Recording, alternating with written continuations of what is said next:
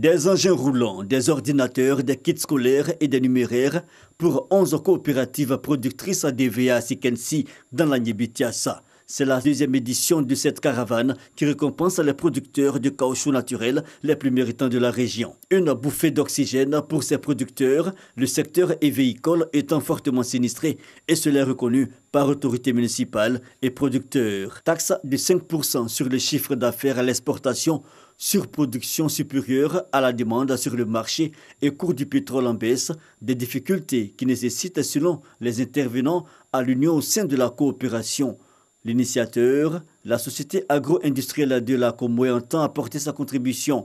Bachar Moedine a rassuré les producteurs présents quant à la volonté d'accompagner les efforts pour la transformation des différentes productions.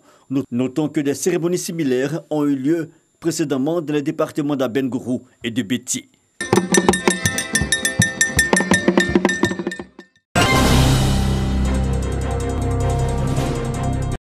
Les automobilistes du Bas-Sassandra n'ont plus à se rendre à Daloa ou à Abidjan pour se faire établir un document. Depuis 2014, le ministère des Transports a ouvert un centre de gestion intégré à San Pedro. Anciennement logé dans les bâtiments de la Direction régionale des transports au quartier Balmer, le centre de gestion intégré vient d'inaugurer ses nouveaux locaux situé au quartier Lac. Le centre de gestion intégrée de San Pedro devra permettre à tous les usagers, à tous ceux qui sont dans le besoin, d'avoir à côté d'eux le centre qu'il faut. Donc ils peuvent accéder au permis de conduire, aux cartes grises, entre tous les documents qui entrent dans la composition de ce qu'on appelle les documents de transport. Le premier acquis, c'est vraiment l'amélioration de l'accessibilité. Ensuite, c'est du fait qu'on optimise le processus, qu'on réduit les délais, il y a forcément un impact sur les coûts. Avant, nous quittions aussi par là, Daloa, Abidjan. D'ailleurs, nous payons vraiment pour aller. Nous allons encore nous payer nos hôtels, nous dormons, et puis le lendemain, nous revenons. Et que, maintenant, c'est sur place que ça se fait. Nous sommes très contents de remercier le président de la République. Des kits de contrôle ont été remis aux agents des forces de l'ordre afin d'être plus opérationnels. En 4 années d'existence, le centre de gestion intégré de San Pedro a traité environ 70 000 dossiers.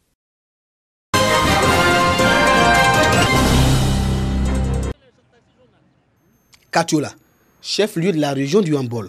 L'assainissement dans le secteur des transports terrestres, une réelle préoccupation pour les acteurs du secteur du transport de la localité. À cet effet, les responsables du transport ont reçu la visite du Haut Conseil du patronat des entreprises des transports terrestres de Côte d'Ivoire.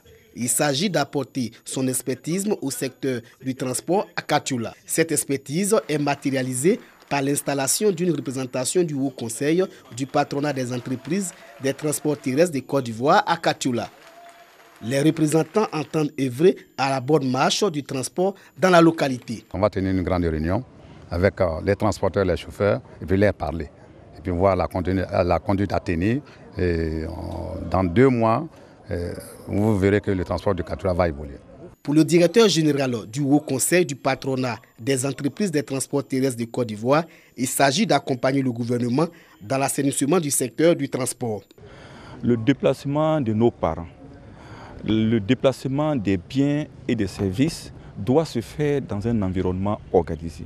C'est pour cela que, suivant la réforme du ministère des Transports, le Haut Conseil donc est engagé à faire en sorte que dans chaque localité, dans chaque département, dans chaque région de la Côte d'Ivoire, la question de la représentativité liée essentiellement à l'organisation sur le terrain et dans les gares routières débouche sur le transport en toute sécurité. Les autorités de Katiola ont invité les transporteurs à saisir la pêche du professionnalisme que propose la structure de Diaby Ibrahim pour une bonne marche du transport à Katiola.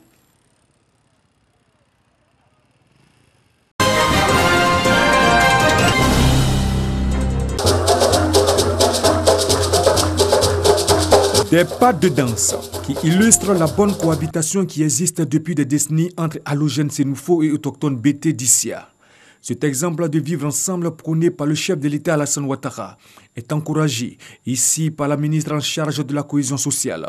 aux ressortissants du Ambol, du Tchologo, du Poro et de la Bagoué. Mariatou Kone a exhorté les Sénoufos à demeurer unis et à entretenir de bons rapports avec leur tuteur BT. C'est ça le vivre ensemble. Et c'est cela que nous recherchons sur l'ensemble du territoire national. Partout où sont les Ivoiriens, peu importe leur ethnie, peu importe leur religion, peu importe le travail qu'ils font, il faut qu'ils soient ensemble. Et ici à Issia, vous m'avez montré ça. À Issia comme à Daloa, la première étape de sa tournée, la ministre en charge de la cohésion sociale a encore réitéré aux populations son appel au pardon et à l'humilité. Elle les invite aussi à participer aux prochaines échéances électorales d'octobre dans la paix et la démocratie.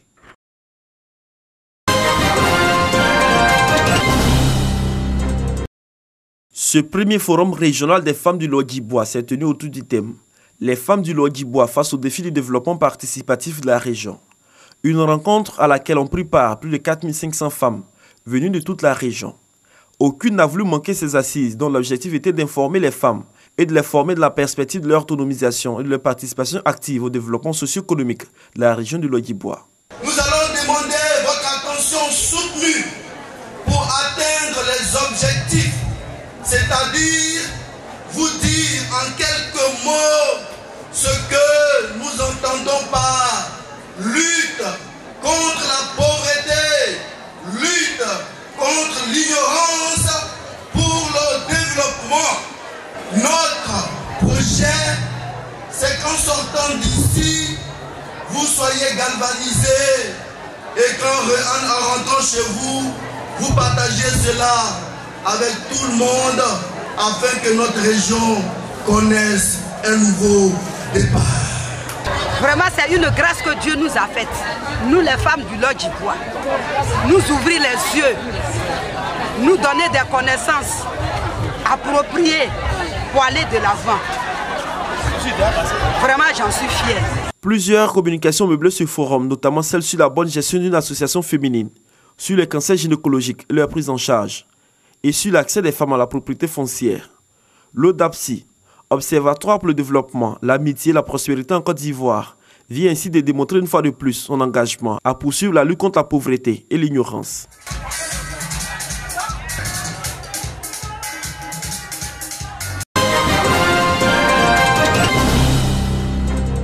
Six localités situées dans les sous-préfectures de Divo et de Tchassalé ont bénéficié d'un programme d'électrification des écoles primaires à partir d'un système d'énergie solaire.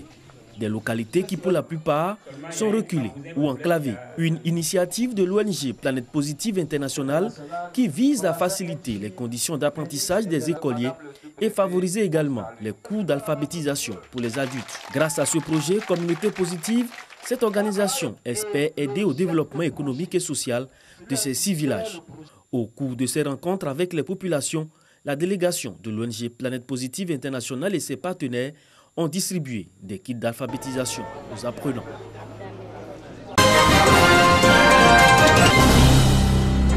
Marandala, sous-préfecture du département du Mankono, région du Béri. On y trouve une forêt sacrée et des cases qui datent des époques précoloniales et coloniales. Des vestiges qui témoignent l'histoire de la localité. C'est l'une des cases au temps, avant le temps colonial. C'est la maison qui a été construite pour la femme du roi. Cette maison est construite avant Samori. Et après Samori, la colonisation est venue trouver ça. Ce patrimoine historique, la jeunesse Koro tient à le valoriser et préserver. D'où le sens de la jeunesse socio-culturelle des cantons Koukra, Koro, Kanyene et Sia, où siège la famille Kioté. Main dans la main, nous puissions relever les défis futurs de notre région qui ne sont que ceux du développement. Cette journée a permis de rendre un hommage au chef de canton de Marandala Tioté Komo, la centenaire révolue. Il a invité les jeunes à un retour aux sources pour se faire une identité. L'entente, la maison, voilà, pour avoir une bonne famille. Les autorités de la région du Béri ont encouragé cette initiative, symbole de la pérennisation de l'histoire du peuple Koro. C'est une organisation qui doit nous permettre de reconnaître que l'autorité, c'est une force. Cette journée socio-culturelle dans la région du Biré est à sa 2e édition. Cette année, Marandala a accueilli les festivités tournantes.